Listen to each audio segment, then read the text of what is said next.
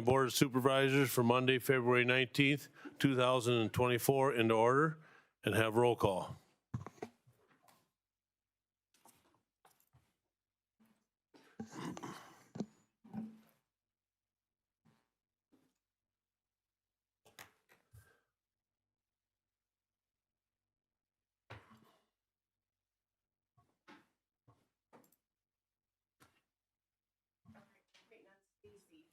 Oh, sorry. I was waiting for him to call all our names. I thought you were gonna call all our names. I hit it now. Okay.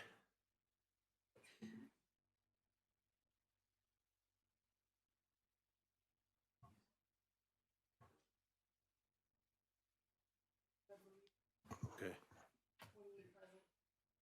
Okay, so we got 28 present, 1 absent. That'd be Bill Efforts. And public notification? Wendy Coleman, my executive assistant, has complied with Wisconsin open meeting law requirements. Meeting agendas have been posted on the electronic meeting notice boards located on the first and second floor of the Government Center and on the first floor of the Justice Center. A hard copy of the meeting agenda has been posted in the county clerk's office, and she's verified the proper posting of this meeting. This is the Barron County Board of Supervisors meeting scheduled for February 19th, and it was posted on the 13th at 3:41 p.m. Okay, Pastor Wayne Hall from the Abundant Life Church in Cameron will lead our invocation. Thank you. Dear Heavenly Father, we come into your presence and ask that you would show your favor on our county and on this county board. Give them great wisdom and insight into all decisions that they need to make this month. Bless them for all the time and energy that they put into working for our county. May their work and their sacrifice help our county become all that you have for us. Bless their families, bless the county workers, bless all the businesses in our county and all those who call Barron County their home. We pray this in Jesus' name. Amen. Thank you, Pastor.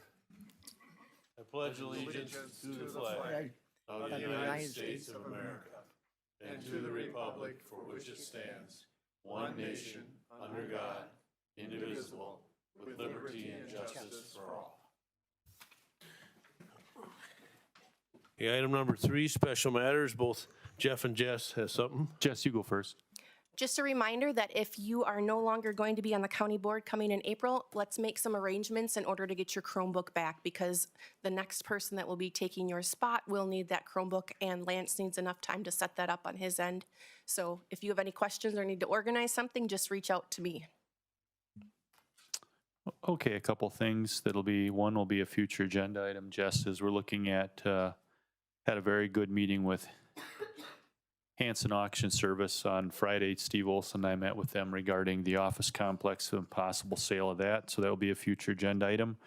In regards to item number 14 on the agenda, the allowance, I want to just read about I tell you, the employees are very appreciative of this. I'm not going to mention the departments, but several of the departments have already got back to me and just said, well, some of these you're going to hear, but see, I'm going to quote this because on behalf of the finance staff, we are very appreciative of the gesture to give staff an additional day off on July 5th. From Aging ADRC, I will share with you that both ADR staff often tell me they're grateful that what the board does for us, allowing telework, flexibility, additional holiday and floating times, COLAs and other benefits. My staff stay at Barron County because we recognize how well we are treated. I probably don't elevate that feedback enough, so I'll try to do that more often, but please know that it makes a difference. This is just a smattering of this discussion that happened after executive and how appreciative staff were. That's all that I have. You won't let me read my quote, so we'll go on. Yes, I will. No, that's fine. Okay, item number 4, approve the agenda. Motion by Dana Heller, seconded by Fran Langman, or by Supervisor Heller and Supervisor Langman, excuse me. Is there any concerns with the agenda? Not, let's vote.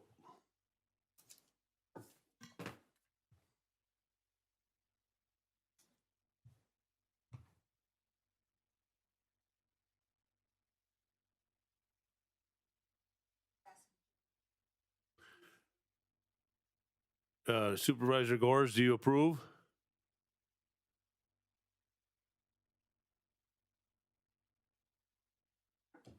Your mic's off, Jim. You can either give us a thumbs up or something else. thumbs up from them. I can't see it on. I can switch it. They gave a thumbs up. I'm looking on. You did? Yep. Okay. Jim gave us a thumbs up. So that's 28 yes and 1 absent. Okay, so that agenda's approved. Number 5, recognition of retiring County Board Supervisor Jerry McRoberts. Jerry McRoberts, County Board Supervisor, District 19, in grateful appreciation for service and devotion to the citizens of Barron County, starting in May 2006 to December 2023. So thank you very much, Jerry, for everything you've done for Barron County.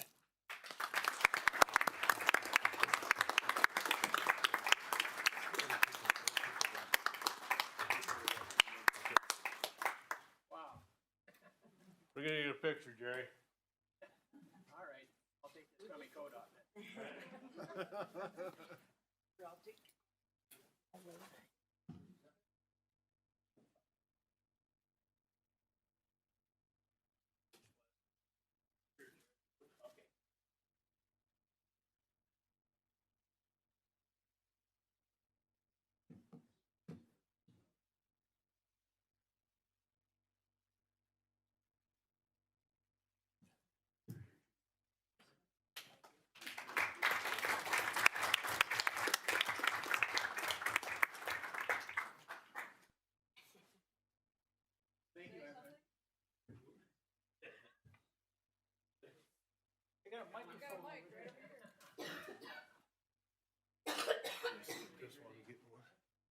Yeah.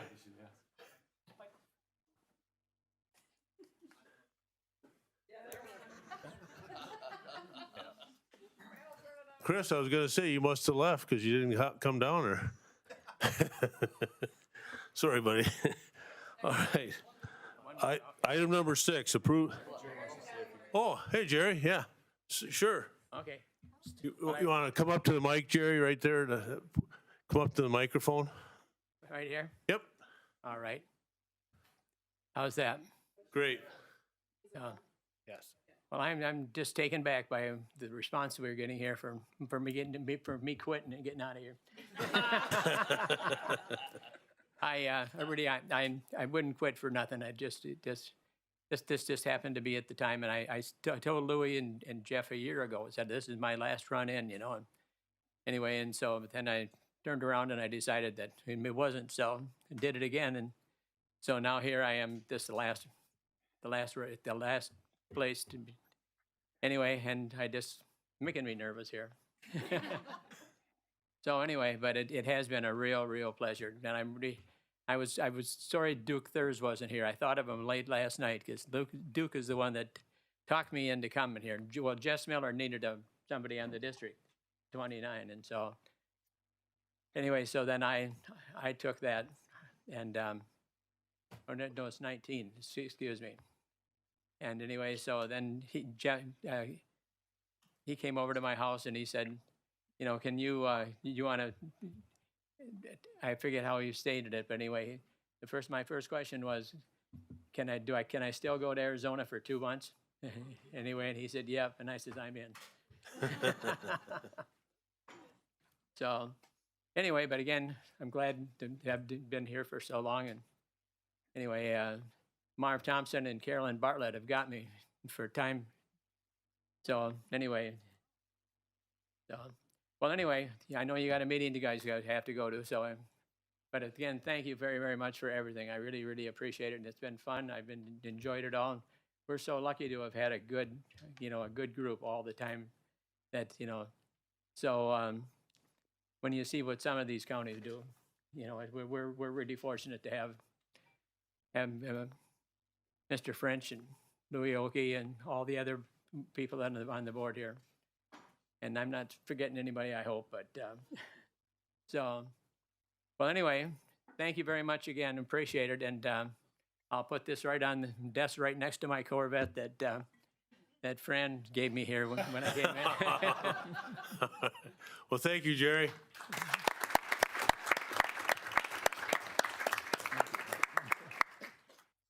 So, well, anyway, I guess that's it. I'm on with you guys are on with me. So thank you very much. Yep, thanks. Okay, item number 6, approve the minutes of January 22nd, 2024. Motion by Supervisor Banks, seconded by Supervisor Bob Anderson. Anybody have any questions or concerns? Oh, okay.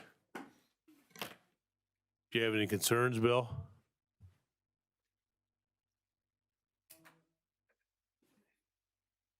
Okay, let's vote.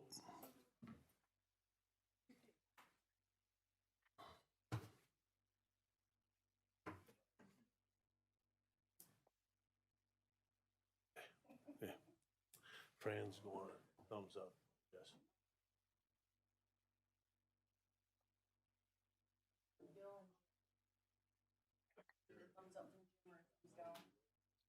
Jim, can you give us a thumbs up or down? Okay, there we go.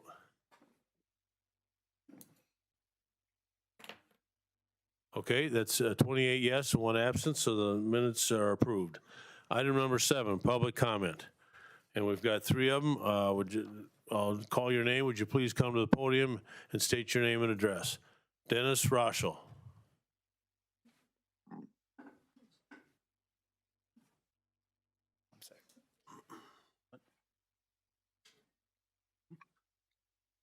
Hello, my name's Dennis Rochelle. I live at 1228 18th Street, Barron, Wisconsin. I'm here to support the letter that Diane Vaughn had written. I think that's a better letter. I can see our taxes going up substantially with these migrants coming to Barron County. And I think as board supervisors, chairman, you are the leaders of watching over our tax money. You're our stewards of our tax money. Any letter, any resolution is going to be sent to Washington is going to be on deaf ears anyway. But I believe a voice should be given to the federal government. You can't fix stupid down there. It's been that way for 4 years, almost 4 years now. Sad to say. I'm a veteran of 10 years in the Army, and to see my service uphold the Constitution of this United States and see our president not abiding by the laws that are already written, unbelievable. I just want to say, Diane's letter, I appreciate your letter. Thank you, that's all I got to say. Okay, thank you, Dennis. Okay, Peter Madlin.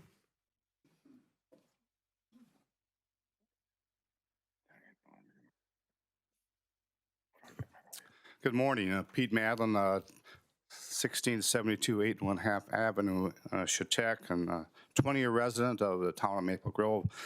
I understand that my time is limited, so I'll get right to the point. I'm here to ask a few questions about these solar panels that are coming into our area, 1,500 acres worth. And talking to some of my neighbors, there are some concerns. There's a lot of ignorance out there that people cannot answer or will not answer questions that we have.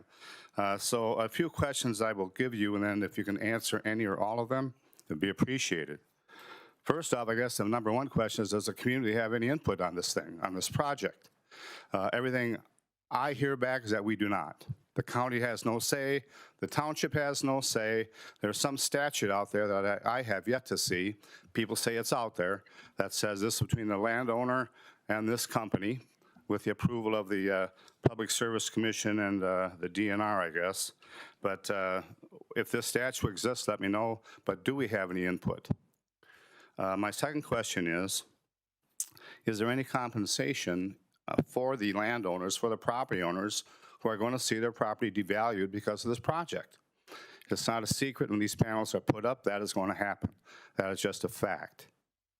And what are we going to do about these people that, through no fault of their own, is going to see their property devalued because of that? A lot of these people, lifelong residents, this is their retirement. Their dream maybe someday retire and sell their property and whatever the case may be, and they're definitely going to be impacted negatively about this. Another question I have is, does it stop at 1,500 acres? Is just this the start? Is this a start and the end?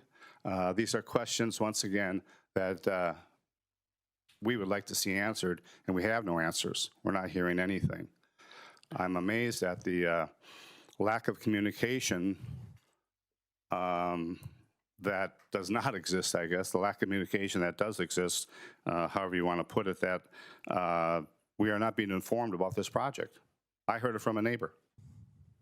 And this is a huge, huge deal for me and the people in Maple Brook Grove Township. And lastly, my question is, I've heard a rumor that there's compensation for the county and there's compensation for the township. And I also hear that this compensation will not be direct payments to the township or the county. I heard this compensation will go through the state, and that there's a real possibility that part of this compensation will be siphoned off by the state before it gets to the hands of the county and or the township.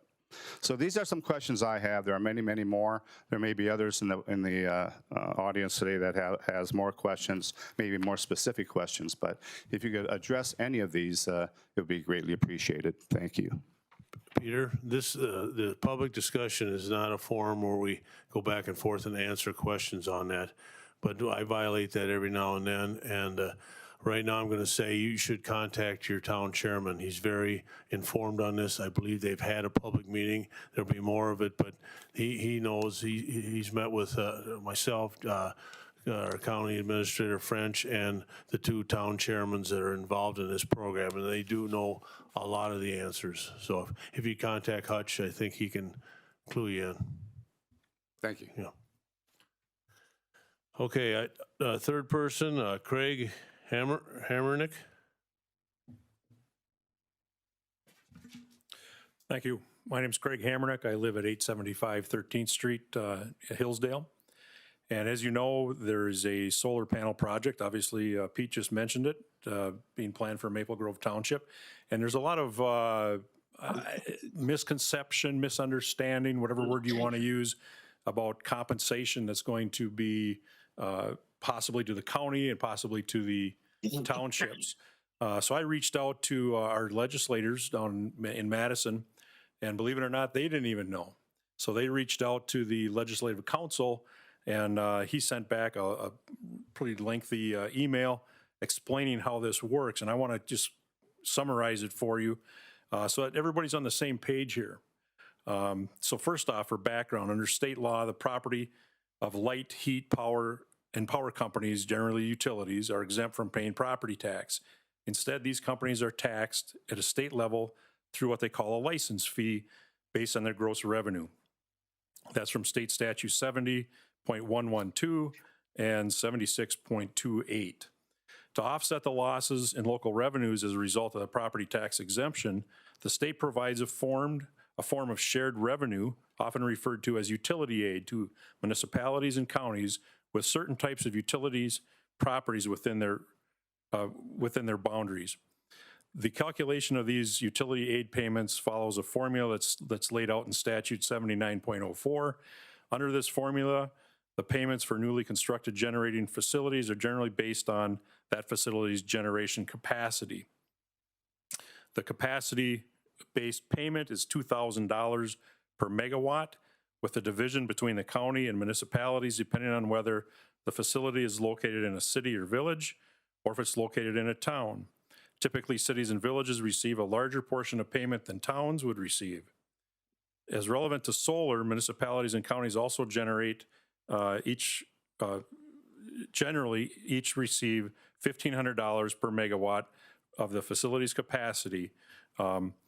There is sometimes a misconception that the license fee that the state collects is directly remitted back to the municipalities and counties in the form of the utility aid. This is not the case. Whether the revenue from the gross receipts is deposited into the general fund of the state of Wisconsin. In turn, the utility aid is paid out of that fund and largely from the state's general fund.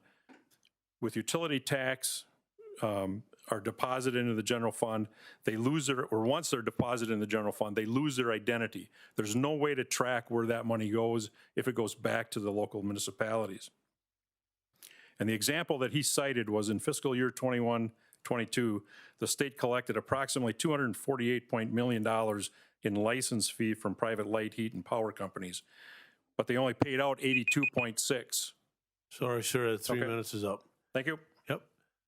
I know it's an important issue for the county, and so again, I'll say something to you. We're not, even though the Public Service Commission controls this thing, we are being asked, townships in the county to sign a developers agreement. So our corp counsel, as well Jeff and I and the town chair, have met with utility more than once, and we will be having some outside counsel review any documents and anything that we can do to have a say in the solar farm project, we will. But we don't have much say, so thank you. Okay, item number 8, Criminal Justice Collaborating Council, a presentation by our Judge Babler, I believe, is here to tell us all about it. Good morning, everyone. Just wanted to give you an update about the Criminal Justice Collaborating Council. Some of you were on the board when it was created in 2012. If we can go to the next slide. It composed of one judge, the presiding judge here in the county, the sheriff, district attorney, clerk of court, county board chair, director of the Department of Health and Human Services, another county board member, Rice Lake chief of police, corrections supervisor, that's Department of Corrections, the jail captain, county administrator, and then public defender. And so if we go to the next slide, a little bit about the history. When it was initially created, we had 3 main goals. One was to have the criminal justice partners work collaboratively. It's a hard word to say. You know, what we found is that everybody was working in their own tunnel, didn't know what each other was doing. And so it wasn't running particularly well. Everyone's trying to do the right thing and maybe at cross purposes. Another one of the issues was avoiding adding jail staff, and another was reducing number of probation cases. The reason to reduce probation cases because about 1/3 of our jail was filled with people who had violated probation, not necessarily a new crime, may have been drinking, using some drugs, not a new crime, but yet plugging up our jail. So we've had some major successes. We've prevented jail increases. Right away after it was created, if you remember, we used to have mental health at Cumberland, Northern Pines. It folded, and so the council worked on that, getting so that we had a plan of what to do after that folded. We've obtained criminal justice grants this last year, $200,000. Most of the criminal justice grants will not be given unless you have a criminal justice collaborating committee. And then we've reduced the number of probation cases. So if you can go to my next slide. Talking about jail population. So in 2012, I got my notes here in the wrong order. But right before that, we were as high as 147 in our jail. 80% to 90% of the cost of a jail is staffing, not the bricks and mortar. We've paid for the jail, but it's what do you pay for your staffing? And so the problem with getting that high is even though we had bed space, the state will require additional staff members as your population goes up. And so we were in jeopardy of having the state saying, you need to provide more staff. And so in 2011, our average daily population was 130. 2012, after we created it, was down to 112. 2013, 118. One position in the jail has to be staffed 24 hours a day. It's not just like any other position where we do 8 hours a day here at the county. So a minimum cost is $186,000 for one position. That's why this is a really big deal about how much staffing that we have at the jail. The good news from all of our work is now the county rents out beds. If you were on the board before we built the new jail, we were spending $600,000 a year to Dunn County because we didn't have room here. Now we're collecting money from other counties. So reducing our jail numbers has allowed us, right now we're renting 51 beds. That was last week, and also I checked this morning, renting 51 beds. If you go to our next slide. It might be a little hard to see, but this is average daily population in the county. And so this is the total population, which includes those beds that we rent. And the blue is the last year, the 2003. We always have a spike in the summer. That's because we have lots of tourists. The jail population always goes up, always has historically. So you see we were at 107 for some of the summer, but much of the time in the 70s and 80s. And then if we go to our next slide, which is just Barron County, showing the Barron County population. The blue again is everyone because we're renting out beds. The red is those who are Barron County prisoners. So we're pretty much in the 50s, 60s, and 70s, where when we're talking in 2010, 2011, those were all Barron County. So we've essentially reduced that in half. And if you go down to our next slide, probation numbers. In 2010, before we started the council, we had 944 people on probation. One of the things we found in our studies that we were much higher than almost any other county in the state in having a number of probation cases, which was, as I said, really plugging up the jail with technical violations. And that's now been reduced to 770 this last year. And this took efforts from a lot of people over time. It didn't happen instantly. We're working on this. This doesn't reduce public protection. There are ways that we can operate so that public is protected, but you don't need to put everyone in jail because jail is a costly alternative to solving many of our problems. And then finally, want to just tell you what has been a real issue, if you go to my last slide, is that the new additional focus, you know, we still have lots of issues that we're working on, but the new one is find a better way to handle people with mental health crises. Right now, our jail has people who are mental health issues. It's not a really good place for those people or the staff. You also know that Sacred Heart is closing. That's one of the crisis center. We were blessed when we had Cumberland, you know, Northern Pines. We had the center right here in the county. Most of our patients are going to Winnebago at Oshkosh. So law enforcement's taking them down. You know, you have often 2 officers. Not a good use of law enforcement time to travel there. But that's throughout the state. This is a statewide problem, not just a Barron County problem. So last summer, 3 of the members, I went, Chief Rue from Rice Lake, and then Director Frolick from the department went to the Chief Justice's mental health seminar because this is really a statewide problem. I did read in the newspaper, I think last week, that the legislature is looking at creating 5 regional centers. I think there was an initial vote on that. The state desperately needs that. There's some real successful ways other states have used to solve mental health problems. Wisconsin is way behind the 8 ball on that. But this is a huge issue, not only for Barron County, but for many other counties. And so we have a mental health subcommittee that's working with all the partners, the hospitals, law enforcement, corrections. What do we do with people with mental health? Trying to find a better solution. And with that, if there's any questions or comments? I will say Barron County is lucky to have Judge Babler.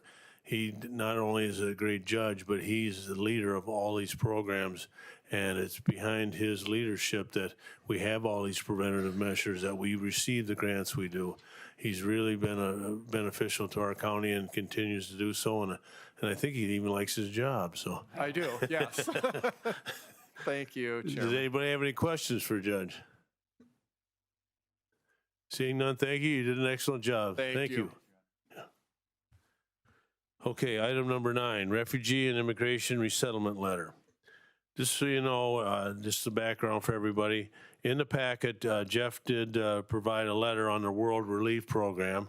And I believe what they're saying in there, and he's also talked with our congressional and senators as on this item, because it is a matter of important to us. Usually, I try not to have resolutions for things that we can't control, but this is an issue that if it's not done correctly, it will really affect us financially. So we've met several times with our Congressman Tiffany's office and our Senator Quinn and Assemblyman Armstrong. And the culmination of those meetings was we thought we shouldn't just be silent. We should at least send a letter to the people that are going to make these decisions that, you know, please follow the rules. Please let us know. Do what your statutes tell you to do. So that was, after that conversations with executive, Jeff and I were directed to write the letter to those people, and that was included in your packet. Since that time, Supervisor Vaughn, who's kind of been spearheading this thing, actually was the person that got us alerted to this. She had an alternate amended letter, and I believe everybody had that at their desk today. I have no problem with her letter. She covers a few more things, get a little more specific, but there's nothing that I see controversial in there. So I guess ultimately here we can ask questions and talk about it, but I'm looking for a motion to either the letter that was put forward in the packet or the letter that Diane amended. Either one would be fine, and I'd just like a motion that we accept one of those letters.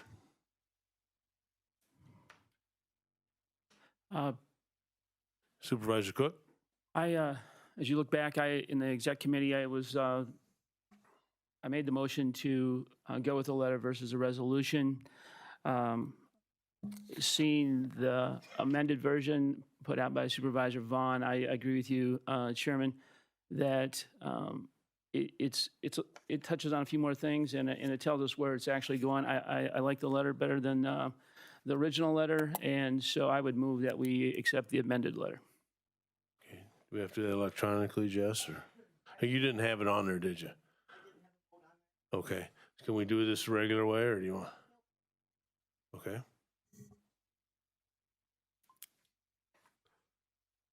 Okay, motion by Supervisor Cook, second by Supervisor Heller. Is there any additional questions, concerns? Supervisor Vaughn. Yeah, I just wanted to give a little bit of background for people who may not know.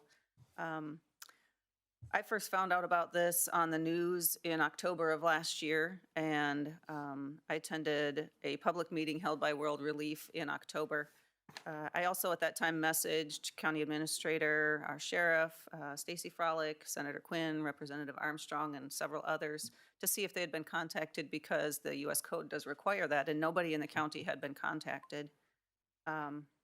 Since then, I've done hours of research, and this code has definitely not been followed. I did listen to an Eau Claire County board meeting, and they had World Relief there and had many questions answered. So here's a couple of facts about it. The federal government will give each individual they resettle $1,125, a one-time payment to get them settled. Mostly they use that for rent, and we know that that won't go very far for rent. They are 90 days that they receive federal help, and then the expenses will fall on the county.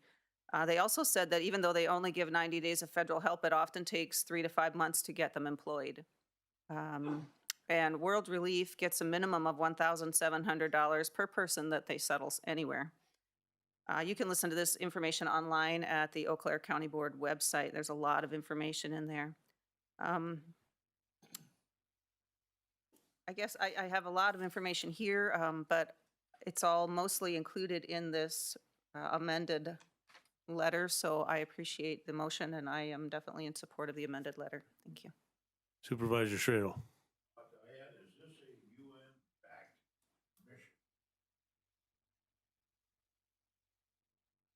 Probably depends who you ask. It probably depends who you ask, but I wouldn't be surprised. I guess I don't have that for 100%. As far as I'm concerned, UN is nothing but a Marxist. The organization is Iran. Supervisory powers over the human rights. Better off. Bill, you want to talk into your mic? Oh, that'd be like putting 2 mink in your chicken coop and hoping for good results. Because I have no faith in UN, and their organization or part of it was actually involved in the October 7th massacre in Israel, and they have an office there. So if it's got anything to do with the UN, I don't want anything to do with it, period. Any other questions or concerns? Okay, Supervisor Olson. So I read the letter that was sent out with the packet, but I'm not there, and there's 2 other people here that haven't seen the revised letter. I don't know how we can vote on it. I guess I understand that. Everybody else here has looked at it. I think Diane or Supervisor Vaughn's done a lot of research on it. I did read it over as well as our county administrator and corp counsel.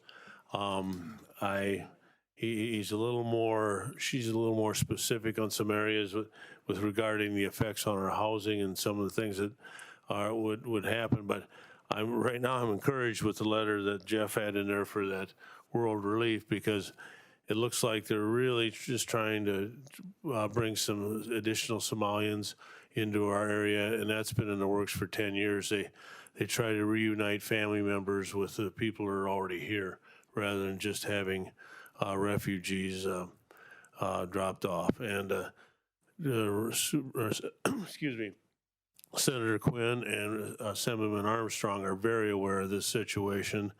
Dave's kind of an expert on the immigrants versus refugees, because we do have a lot of immigrants in our it's called a PERM program that Dave Armstrong, as our economic development officer, brings in Somalians, Filipinos, Polish. So he's doing trying to increase our workforce and making sure that they're properly vetted. So I think with our local people, we're doing the best we can given the authority that we have. So. And I understand, Pete, if you don't have it in front of you, and Jim and Gary, so. Any other questions? Supervisor Schradel. Another thing, when these so-called refugees are brought in, you got the chain and the reoccurring chain migration. They can bring, I attended a meeting over in Polk County here last Thursday, and they can bring 10, and then those people can bring more. And a lot of times they're not vetted. We just like coming across the southern, northern, our border. This thing is completely out of control as far as I'm concerned. Thank you. Yeah, it is a national issue, that's for sure. Any other questions? No, I'm not. I don't know, Lance, if I can get some help, or I'm not getting the stuff I usually get. Supervisor Taxtell. Yeah, since we don't see the letter, should we abstain from voting on this? It's up to you. Oh, it's up to, I have your permission, huh? Yes, you do. Any other questions? I just had one. I know there's a difference between a refugee and an immigrant, and I believe that refugees are to be sponsored, and so I wanted to know why the county would eventually be responsible for these people if they came in under sponsorship. And I have no problem with refugees coming to the area. And the other thing I want to say is I believe that Jeff's letter, less words say more to me. That's always been my belief. Okay. Supervisor Vaughn. I guess I can sort of answer Patty's question first of all. This program is not a personal sponsorship program. There are ways that people can do that, and I was going to mention that. In the program that they are bringing in, the federal government pays for 90 days, and after that, the expenses fall on the county. There is a way, I have a letter here in my information from August of '22. Our state refugee coordinator reported that private citizens can sponsor individuals, and that was a White House priority. So I'm not sure why we aren't moving in that direction, but it is a fantastic option for those who want to help. If somebody wants to help, we can get them the information so they can sponsor an individual, and that way they can do what they think is right, but they are financially responsible and the burden does not fall on the county. And as far as I mentioned before, that PERM program that our Dave Armstrong handles for the Economic Development Corp, those people are not. I think the only benefit they can have is unemployment. If they're working and they get unemployed, they have that benefit. They do not have the ability to go on public assistance like the refugee program does. Supervisor Cook. Yes, for the benefit of those folks that are online, the letter is essentially the same. The amended letter does add a bullet, failure to consider the availability of opportunities, which reads the availability of employment opportunities, affordable housing, public and private resources, including education, healthcare, and mental health services for refugees in the area be taken into account.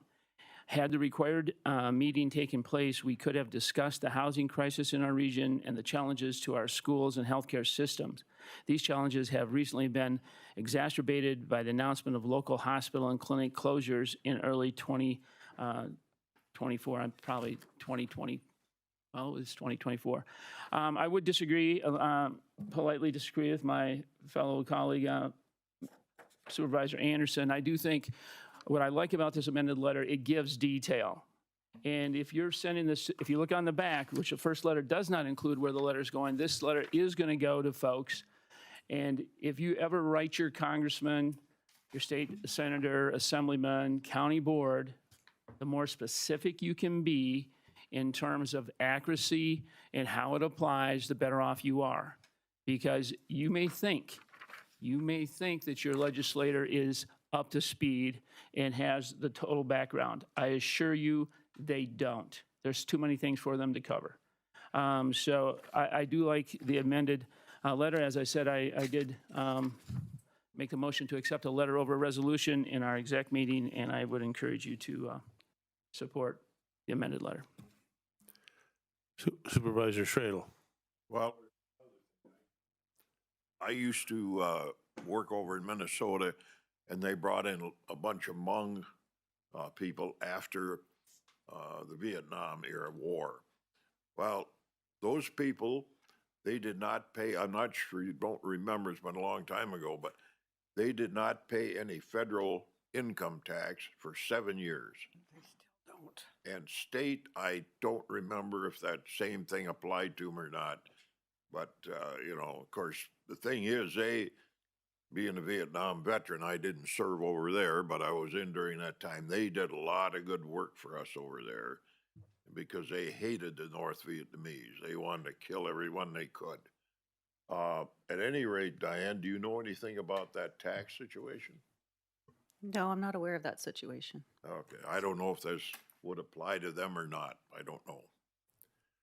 Any other questions? If not, then there's a motion and a second on the floor that we support the letter that Supervisor Vaughn presented to us this morning. So let's vote.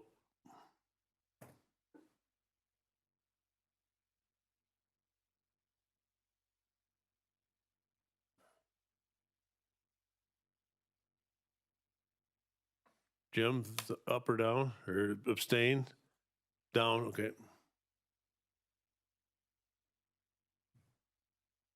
Okay, that passed by a majority vote. There's 25 yes, 1 no, and 2 abstain, and 1 absent. So thank you, and thank you, Supervisor Vaughn. Voting no was Gores, and abstaining was Langman and Olson. Okay, item number 10. There's a resolution to request Hospital Sisters Health System, HSHS, and Prevea Health to work collaboratively with partners for the continuation of care and service. Could I get a motion Motion by Supervisor Rogers, seconded by Supervisor Thompson. Obviously, everybody's aware of this situation, and there's a lot of people working on it. I think our federal people, our state legislature. I know Stacy Frolic, our Health and Human Services Department, is working with other counties to try to alleviate the issues that are happening here. And I don't think anything's settled at this point in time, but I know everybody's working hard on it because it is a problem. Stacy, did you want to say anything? I don't have anything unless anybody has any questions. Resolution specifically, maybe on the next agenda item. Okay. Supervisor Hanson. I went to a meeting in Eau Claire where the governor showed up talking about the hospital and clinic situation. And he was really upset that they didn't give more of a notice. So after he was done, there was a question period, and I said, does anybody know what's happening with the Oak Leaf offer to buy? And the governor said, but they're a for-profit company. Period. Yes, I know they're looking at the city and the county of Chippewa as well as Eau Claire City and County. They're talking about the hospitals becoming community hospitals. What that all entails is above my pay grade. I know this affects a lot of counties, a lot of people, probably all of us in this room. So it is an important issue. And again, this is a resolution a lot of times that I don't bring forward ones that we can't control, but the refugee thing and this one, they affect us so much financially. I think we have to discuss it. So, any further questions or comments on it? Supervisor Cook. Yeah, I think part of the problem that we have in our system today with government at all levels is there's something wrong with for-profit businesses. I don't exactly know what's wrong with for-profit businesses because the government, I'm not saying it has to make a profit, but should come damn close to breaking even, which we do not. And I think we need to speak stronger against that every time we get a pushback from guys like the governor who's going to say, oh, they're the boogeyman for profit business. Quit putting things on counties and expecting our taxpayers to pay an unfunded mandate. And at some point in time, we're going to have to find the courage to say, hell no. Enough is enough. I'm sorry. Supervisor Schradel. I'll dovetail off what Randy just said. Into your mic, Bill. Oh. Dovetail off of what Randy said here. When the jobs report came out last month, the majority of those jobs created were from the government. And they're not for profit. Thank you. Any further questions or comments? Supervisor Turcott. Just a comment, has anyone thought maybe with this refugee crisis that may have helped spur the closing of HSS? They're already losing money and they figure we get inundated with all this health on top of it. It may have been easier for them to pull the pin, so. I don't know that answer. I know the overall system is profitable, but that's a lot bigger region than ours, and I got a feeling they're cutting their losses, but again, I don't know that. Any further questions? Seeing none, let's vote.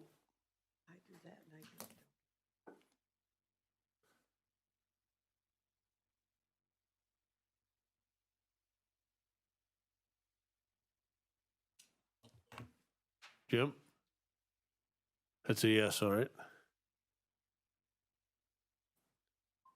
Okay, that passed by majority vote, 27 yes, 1 no, and 1 absent. Voting no was Langman. Okay.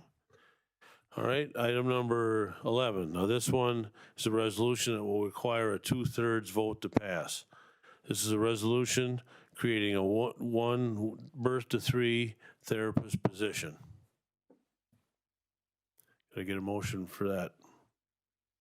Motion by Supervisor Moen, seconded by Supervisor Patty Anderson. Okay, that resolution number, let's see, it's number 11. 2/3. Does anybody have any questions? Oh, wait. I'm on number, I screwed up, I went too fast, I'm on number 10. Agenda item number 11. Yeah, no, it's 10. No, it is 11, you're right, Sorry, I got too many papers. Okay, we got a question by Supervisor Mosentine. Where on these therapists, is that under our county doing this, or are we getting help from anybody? Stace, would you respond to that? Sure. Good morning. So this therapist that's being requested would be a county position. Currently, you'll see in the resolution and the attachments that we have been contracting with Purveya for almost 5 years for these positions. So there are 9 counties in our western region that are facing these same issues. With Purveya closing, we have no therapists employed that we can contract with to provide our birth to 3 services, which is a mandated program under state statute. So the request for one position is to simply put a Band-Aid so we can continue to operationalize this program. There's going to be a whole lot more work going on because we need about 2.5 FTE therapists. And so we are going to look at drawing some nursing time from public health to as well cover this gap. And we'll continue to work on a more long-term solution. This is something to be put into place so we can continue to administer the program. Okay. Supervisor Cook. This was, when this went through the executive committee, and Stacy, if you correct me if I'm wrong, this was for this year, this does not impact the 2024 budget. The monies for this position currently are within your budget. That's correct. We have ARPA funding that we'll be able to use to fund this position through 2024. And then at that point, we'll need to look at other ways of being able to fund the position. Right, and this was part of a larger conversation in terms, at the exec committee, in terms of the budgeting process. Obviously, we have gone through the 24 budgeting process, and those positions that are in that budget are in that budget. Those outside we'll have to look at like this, and I thank Stacy for searching the rack and coming up with enough money to fund this for 2024, and hopefully, those for-profit businesses do help us out. And we don't have to look at 2.5 other additional FTEs going forward. Thank you. Any further questions or discussion? Supervisor Patty Anderson. Yes, when this came up and I was at the meeting, I asked Stacy for a description of what the therapist would do. She gave me a lengthy description about how it's for speech therapy, occupational therapy, and physical therapy. And then I was interested in the fact that the young child, if there's a young child struggling with feeding or swallowing issues, then that would become a speech problem in their later development. And then also, just to kind of briefly, to qualify for the birth to 3, a child must be assessed to have a 25% or more delay in one of the or more of the areas of development. And Down syndrome was one of the ones. And so she gave me a lengthy description, and I believe that, yes, it's needed. Supervisor Schradel. Well, it was kind of, I think Patty had some question. So this covers a wide range of service from Down syndrome on to, you tell me what else. Okay, so there are specific diagnoses that a child may be born with that automatically qualify them for birth to 3. I gave the example of Down syndrome because it's probably one of the most widely recognized diagnoses for children that you can all probably understand. So it would be that, but it would also be a child who maybe is having a feeding problem, a speech problem. Maybe they're have high tone in their muscles, so that physical therapy would be able to help them so that they are able to walk, they are able to feed themselves. They're not aspirating when they're drinking from a bottle or swallowing their food. So those are some, I guess, a few examples of the types of services that these therapists would offer. you know, you hear of folks who have children who are late walkers. It's not really designed for that, because late walkers, that happens, you know, but it's for those more in-depth children who have more significant delays in their development. Okay, being my wife is a longtime nurse, I can understand that. A lot of good points. Thank you. You're welcome. Any further questions, comments? Not, let's vote.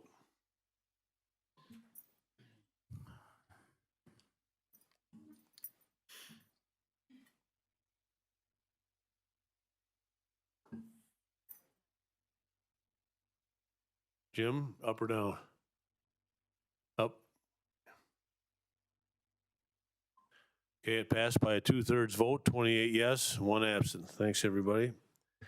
Okay, item number 12, resolution, addition of 1 FTE, information and assistance specialist within the Aging and Disability Resource Center. Can I get a motion? Motion by Supervisor Hanson, second by Supervisor Bob Anderson. That's in your packet there. Does anybody have any questions for Jen?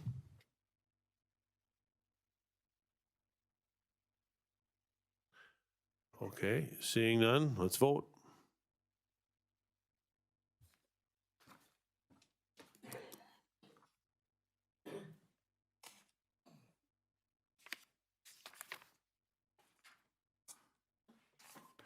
That passed by a 2/3 vote, 28 yes and 1 absent. Thank you.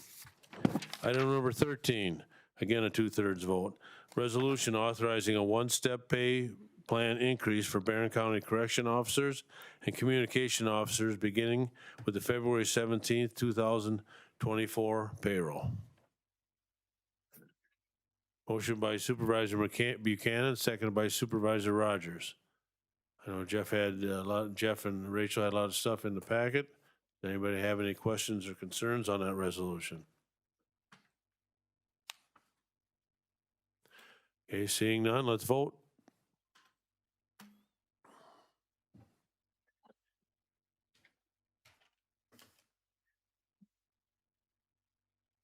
That passed by a 2/3 vote, 28 yes and 1 absent. Thank you. Item number 14, resolution authorizing a one-time 8 hours of floating holiday allowance for regular full-time county employees, union and non-union, for July 5th, 2024. Motion by Supervisor Hanson, seconded by Supervisor Guslek. Anybody have any questions or concerns on allowing that 8 hours for July 5th? Seeing none, let's vote.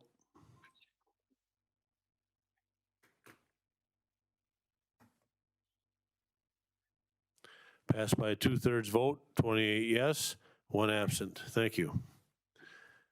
Item number 15, a resolution requesting changes to the Wisconsin State Statutes per diem payment authority for county board members serving on municipal library boards and a number of county board members to serve.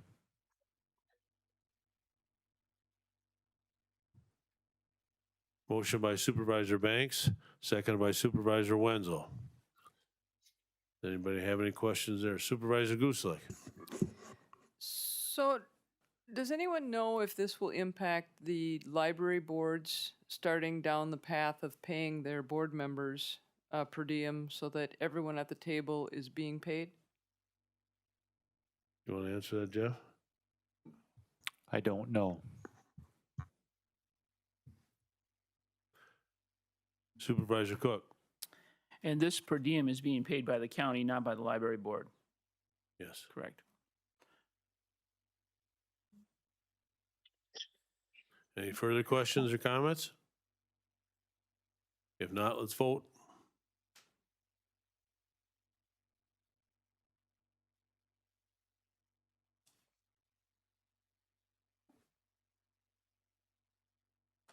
That passed by a majority vote, 27 yes, and 1 no, and 1 absent. Voting no was Mosentine. Okay.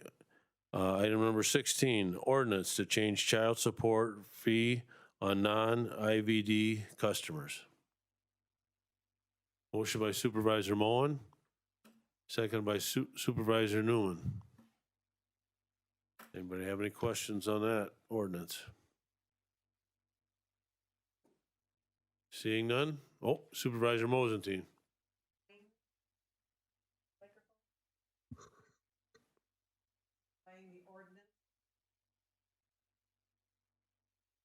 Say it again, please, Punky.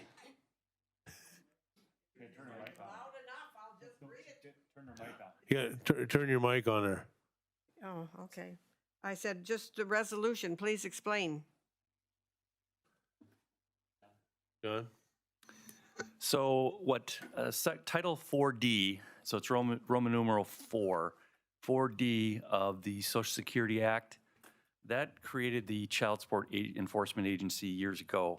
And what 4D requires is that any child that receives services through economic income maintenance, economic develop or economic support, that automatically creates a requirement for the Child Support Agency to establish a child support order if one or both of the parents aren't in the home.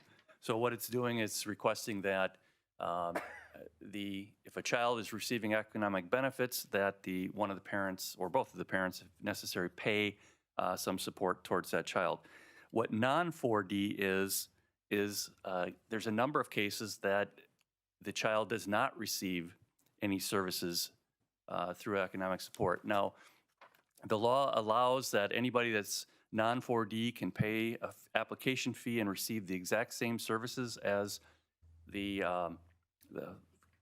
children that are automatically enrolled, but there are a large number of cases that they don't do that. And so Child Support Agency gets reimbursed for collections of 4D cases for our expenses, but we don't get any reimbursement from the federal government for non-4D cases.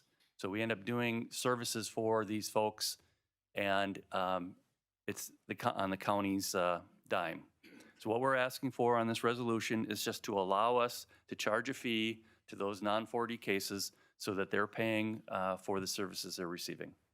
And we've done a survey back in of all the surrounding counties that are doing this. So we set the amounts we're requesting right in line with what other counties are doing. Thank you. Any further questions or comments? Seeing none, let's vote.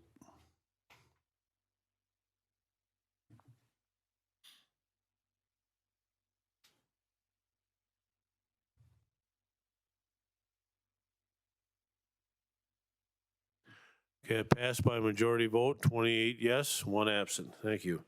Item number 17, an ordinance repealing and recreating the Barron County General Code entitled Parks and Recreation.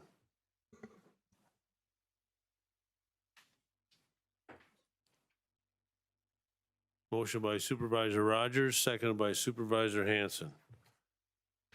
Anybody have any questions on that? Or May I interrupt? yes. I'm sorry about the pounding. It's the replacement of all the new sidewalks and the blacktop on Main Street. There's several large, something big out there smashing things, so I can't control that. Okay.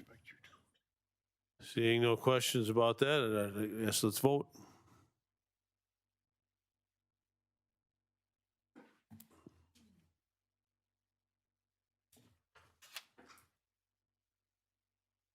Passed by a majority vote, 28 yes and 1 absent. Thank you. Item number 18, a recommendation to use the DNR GPS tracking system for the skid steer usage for trail maintenance.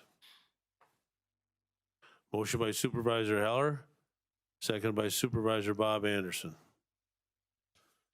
Anybody have any questions on that?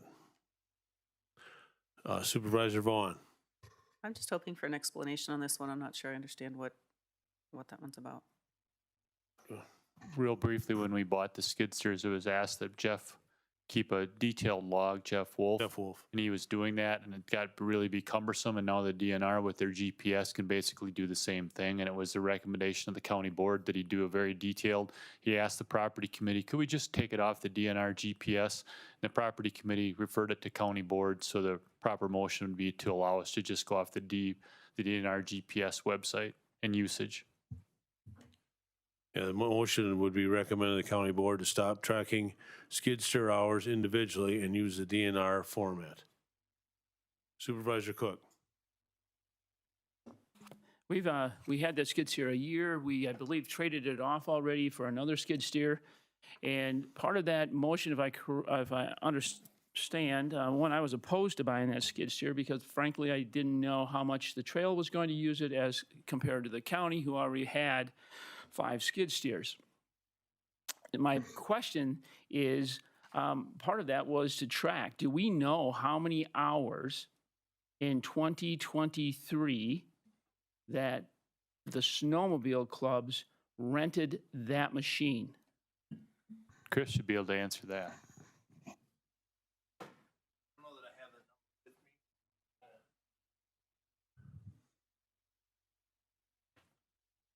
I don't think I have that number, but yes, we can tell you exactly if Jeff Wolf was here with the list. Let me just see what he was put in the packet. I can tell you that the Alliance Fund that we created has money in it from use of rental, I guess is what you want to call it, rental.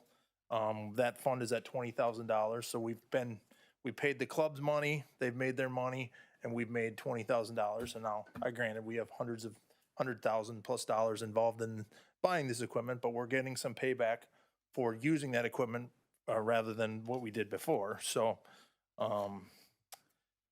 yeah, that. So what you're saying, Chris, is we took in $20,000.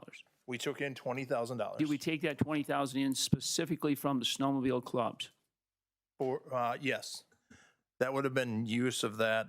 That's not the work that we personally did on the trail and got reimbursed by the state. Meaning that we had in the seat of that skid steer, we had an employee. I'm talking about specific hours.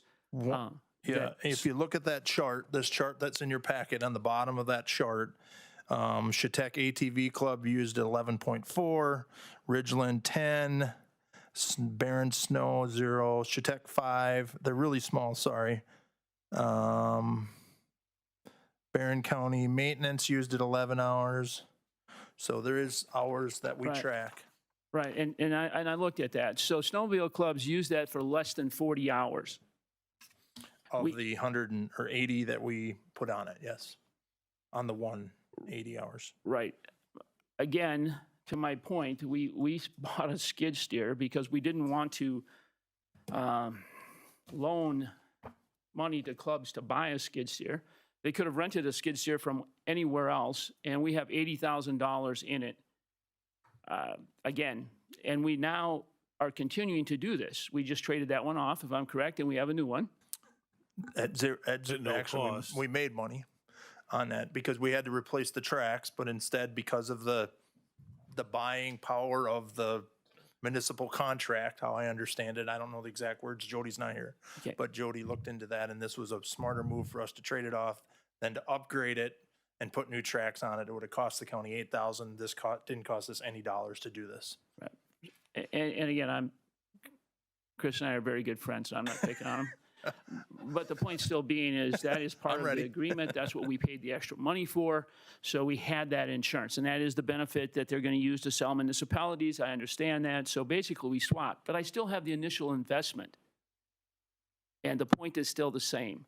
Snowmobile clubs rented that for less than 30 hours a year, and taxpayers bought a skid steer for it. That's all I got to say. Supervisor Bob Anderson. I'm not against the skid steer. However, when this first came up, I agree with Supervisor Cook. There was questions when you already have 5 in the county, how this one was going to be used differently. Several people in this room, several supervisors also suggested that we have a detailed log of where it was going to go. What were the total hours on that skid steer before we traded it in? I don't know. I don't have that. Okay. If it's working, that's great for us, as long as we're making some money on it. But again, if total usage outside of Officer Wolf is 40 hours from the clubs, why aren't we renting or using one of the 5 that the county has?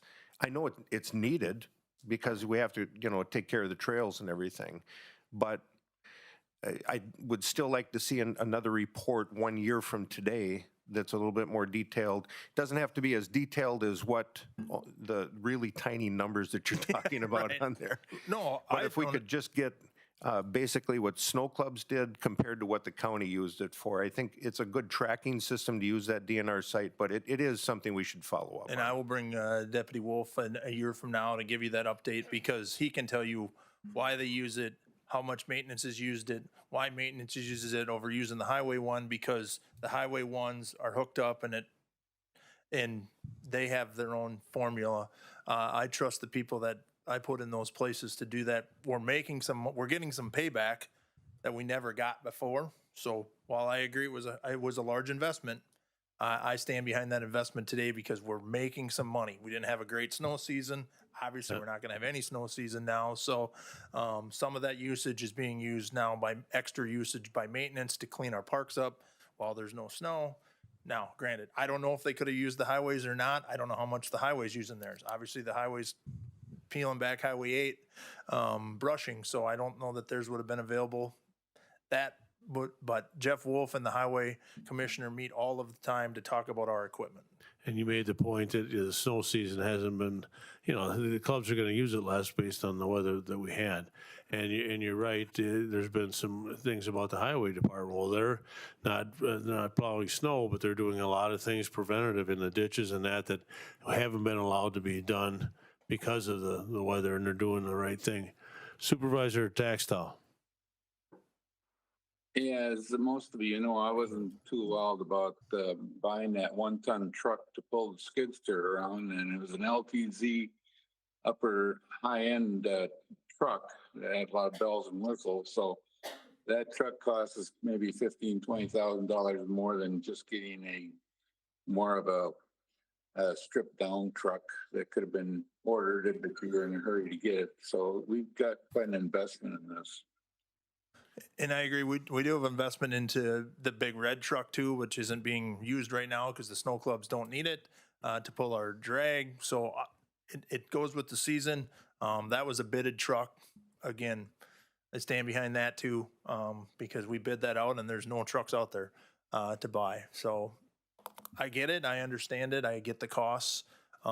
That's why you guys put me in charge to get you some payback. And we're trying really hard to get the payback on this equipment and use it and trade it in. The highways, gave us the idea of trading these in because of the payback through the municipal buying power. I don't understand all that, but Jody was involved in that. We all know about it. So it's going to pay off in the long run. It's going to take a while. We're not giving loans out to clubs. That was a big issue that we had. We're not giving loans out to clubs anymore. They're using our equipment and sharing and trying to reduce some of the costs. Supervisor Cook. Yeah, as you guys know, I use a calculator quite a bit. So 80,000, 4%, $3,200 in interest that the taxpayers paid for that skid steer. It was used less than 30 hours. If I divide that by 30, it's $106.66 an hour. The taxpayers paid for those clubs to use our skid steer. Again, I'm not.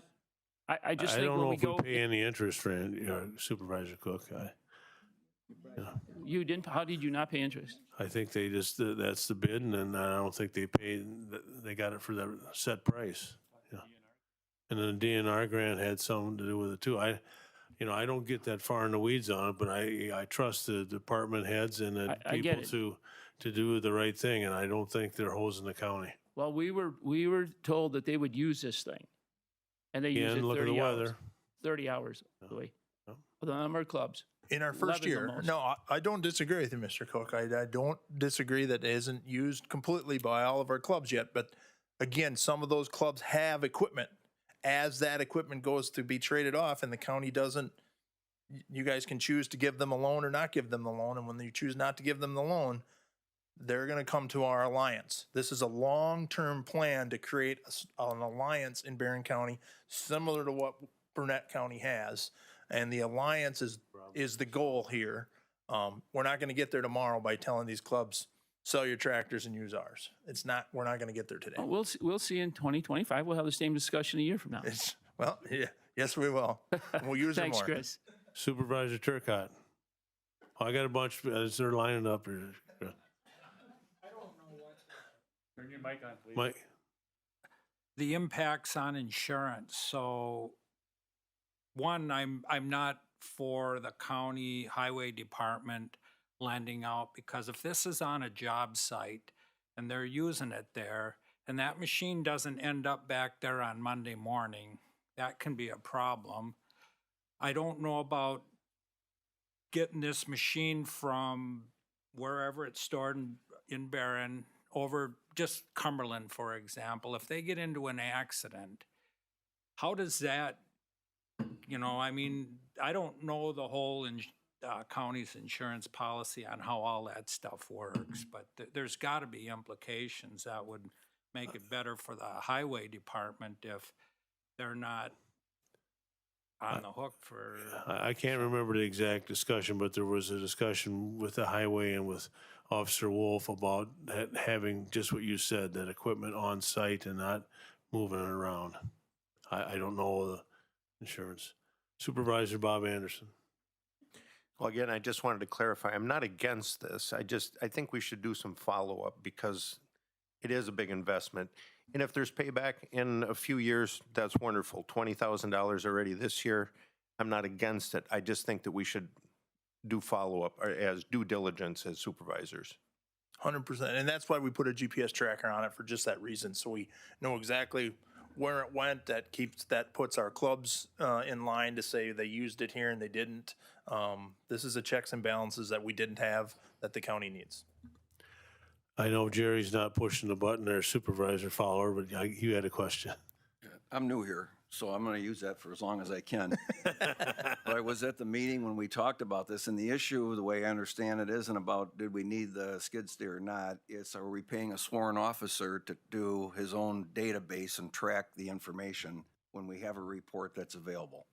And that doesn't seem like a good waste of, it seems like a good waste of time for me, and that we should just use the information we have. Right. Without To be specific, you're right. Supervisor Heller. In regards to this, I have personal knowledge on how this works. And as of November 1st, the trail's closed. The trails have not opened since. So the amount of snowmobile use that they would have received in using some of this equipment has been zero. They've done some brushing and things like that they use it for. So in the big picture of things, when they were looking at it, they installed a GPS tracker in the machine so that they can track the number of hours that they can charge back. The thing is, each one of the clubs have their own trackers in all their machines.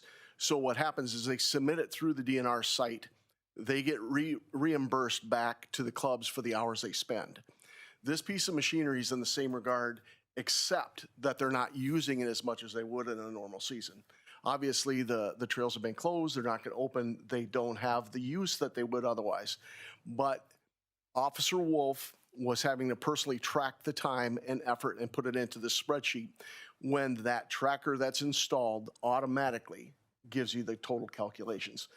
Using this season as a benchmark is a tough season to try to do it for the usage of this piece of equipment.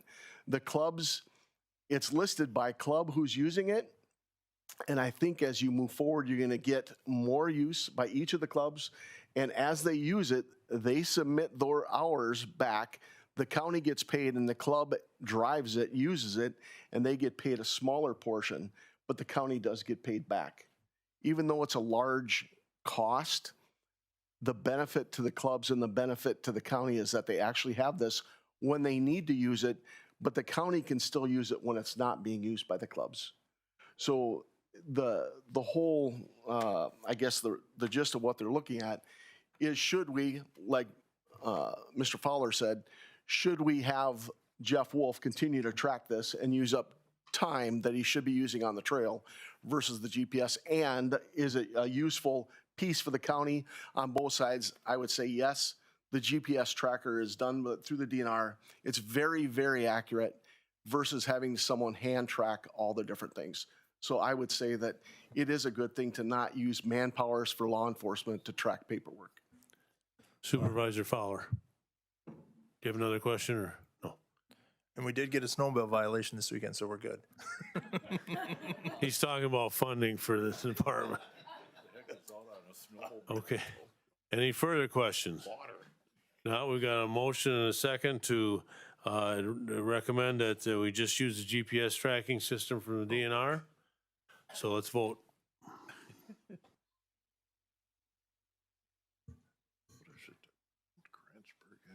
Water snowmobiling year, I think. You might have to abstain. I don't know if they have. Yeah. I think they were running into some insurance issues.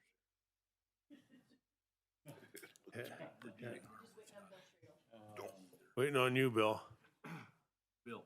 Oh, I thought I voted already. Supervisor Gores is going to abstain, I think. Too much talking and not enough voting. Okay, all right, it passed by majority, 27 yes, 1 abstain, which would be Supervisor Gores and 1 absent. Thank you. Okay, 19, powers, roles, and responsibilities of the Barron County Housing Authority and County Board. John.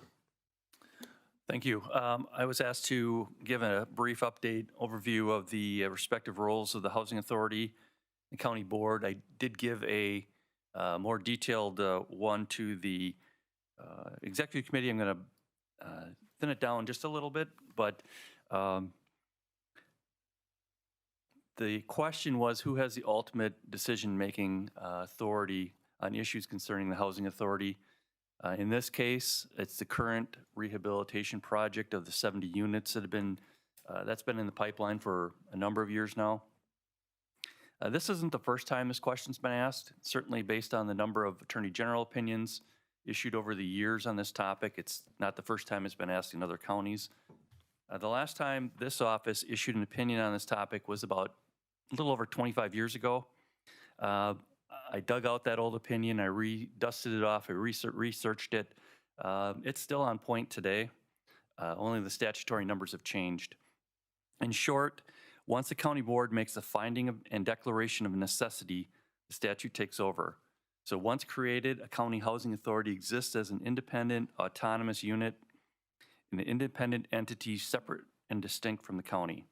The county does not actually create a housing authority, but rather the role of the county board consists of identifying whether insanitary or unsafe housing exists in the county, whether there's a shortage of safe and sanitary low-income housing.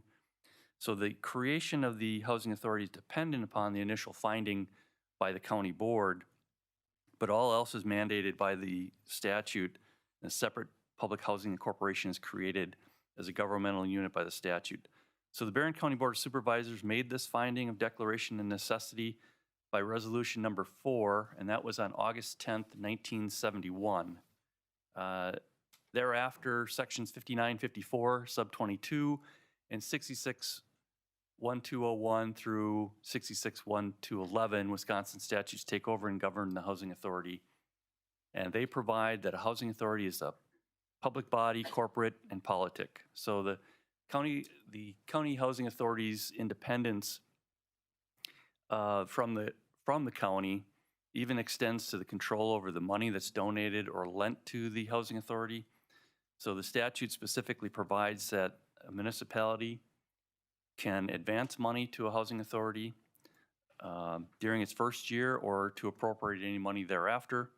Such funds may be treated as a donation or a loan as the municipality shall determine. Generally speaking, once received by the housing authority, such funds are beyond the control of the county and are used to pay the housing authority's lawful obligations. So in short, the county has limited authority to intervene in housing authority operations. The statutes create the housing authority structure that minimizes the county oversight and maximizes the control by the independent housing authority. membership from the county can't exceed 2 members. In the last few years, Barron County Board of Supervisors have passed a number of resolutions authorizing the Housing Authority to proceed with a rehabilitation project. Given what I just covered above about the independent authority, it's clear that the Housing Authority didn't need any authorization from this board to proceed, but they have been working hand in hand with the county because the project they're looking at is largely based on a $3.5 million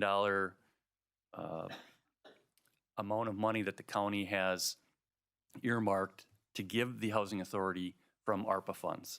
So that was kind of the basis of it. So the county has been working with the Housing Authority.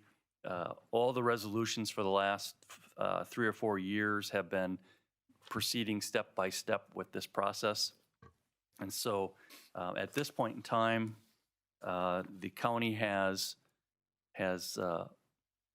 set aside the $3.5 million. They've encumbered that money for this specific purpose. That was done by a 2/3 vote. Certainly, if the board wants to back out of that, you can do that. Probably need a 2/3 vote to do that. If that's the case, I would imagine that the Housing Authority would have to scrap the current project and start over with something else, because the whole basis of this project was when we started down the road, it was estimated that the county's share would be about $7 million. And that's what the county was looking at providing to the Housing Authority, but then they came up with the low income tax credits, and that cut it in half. So that's when the 3.5 was earmarked for this project. But once you give them that money,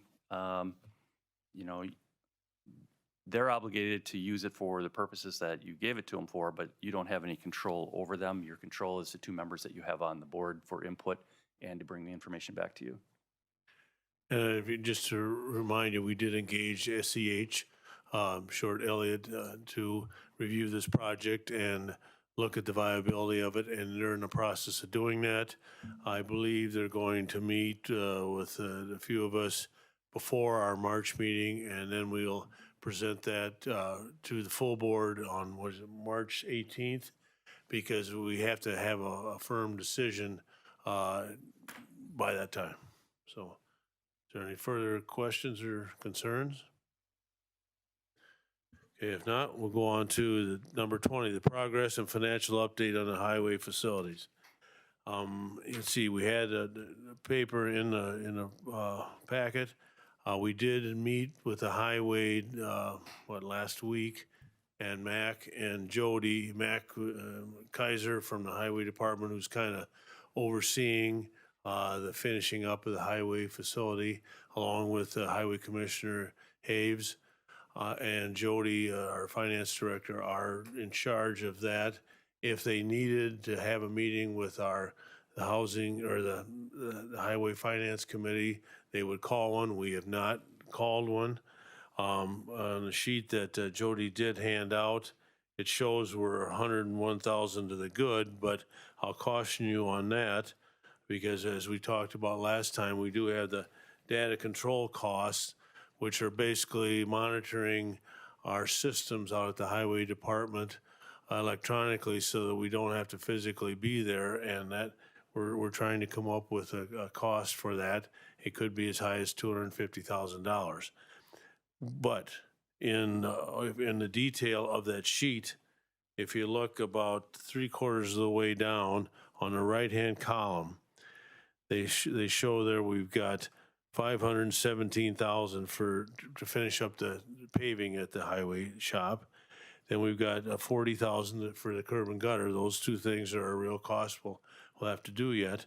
But the next things, press brake drills, search lathe.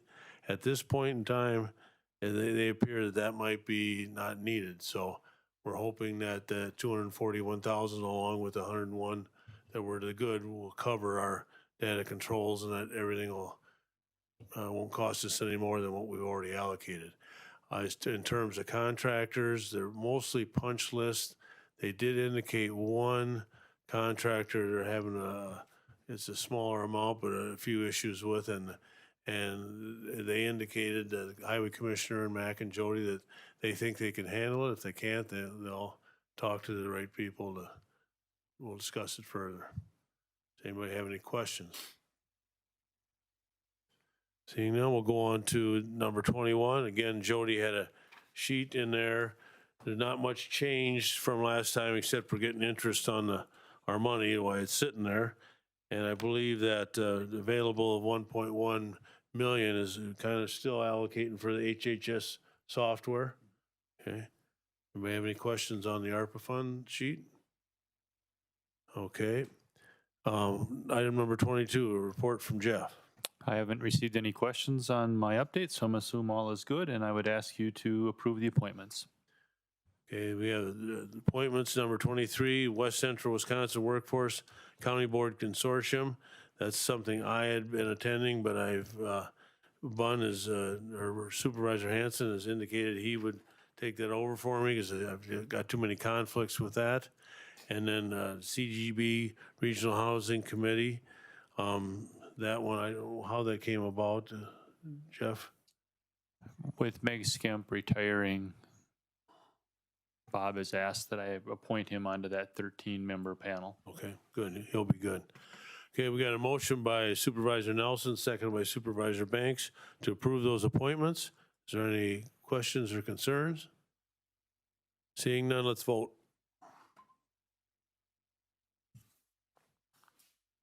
I assume Jim is abstaining again?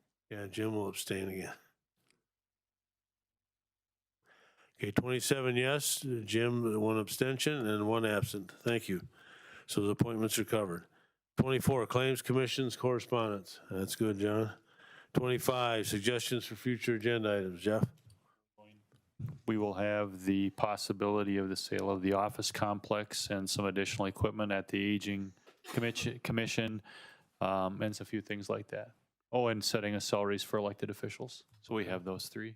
Okay. And we will need to meet in March. Plus an update from SEH on the Barron County Housing Authority. They'll have their work done by then. Okay. And you want to read about the closed session going in? You want me to read the verbiage? Would you please? Okay. Number 26. We're on item number, for those following along and on the public, we are on item number 26. I will read the request to go into a closed session. There will follow by a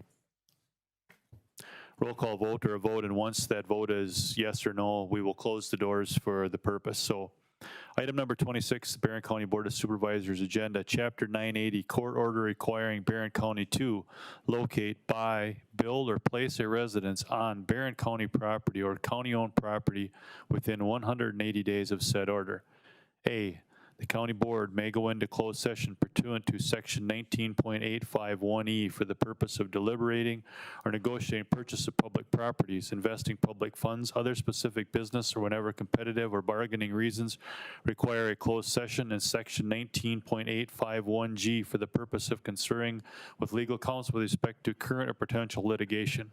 So, Mr. Chairman, we would need a vote, a roll call or whatever. So, and just a reminder, those online cannot be as part of the closed session, because that's part of a change in our rules and procedures, because we don't know who's in the room with you, and that's what we decided. I would recommend that the only people in the room are Mr. Mensch, Assistant Corp Counsel Mons, and myself, and then the elected officials. Jess can go, Lance can go, so it'd be just those absolute people necessary, and you're correct, online would have to be cut off. Okay, it's motion by Supervisor Bartlett, second by Supervisor Heller. Any concerns? Not, let's vote. Okay, so who do you want included, Jeff? Sam Summerfield? No, Sam Mons, Okay. John, and I. You gonna tell Randall? Randall will have to leave, yes. Hasta la vista from Mazatlan, Mexico. See you, Gary. See you, Jim. Pete. Gary, get a tan for me.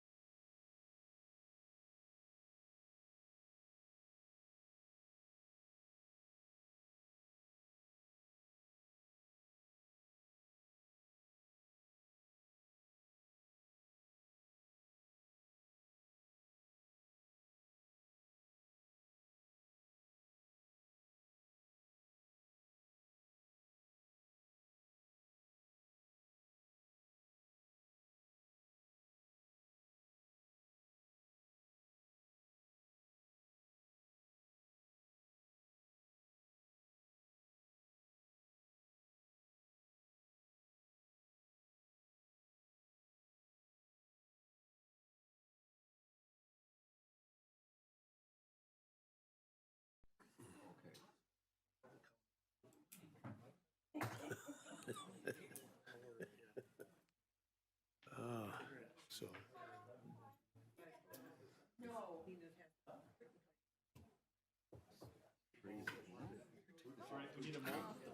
Can we get a motion to go back to open session? Motion by Carolyn, seconded by Bob Anderson. All those in favor of going back to open indicate by saying aye. Aye. Opposed, say no. Okay, we're back in open session. Would somebody want to open the doors? Or? No action taken in open Okay. And then there'd be any action in open? Would be none. None. And adjournment. I'll wait till the doors are open. Yes, thank you, Mr. Chairman. That's a good plan. Wait till the door is open. Over there. Okay, by unanimous consent, we'll adjourn at 11:32. Remember, the next meeting is different, I think, too. It's Monday, no, it isn't. It's Monday, March 18th at 9 a.m. So, thanks, everybody.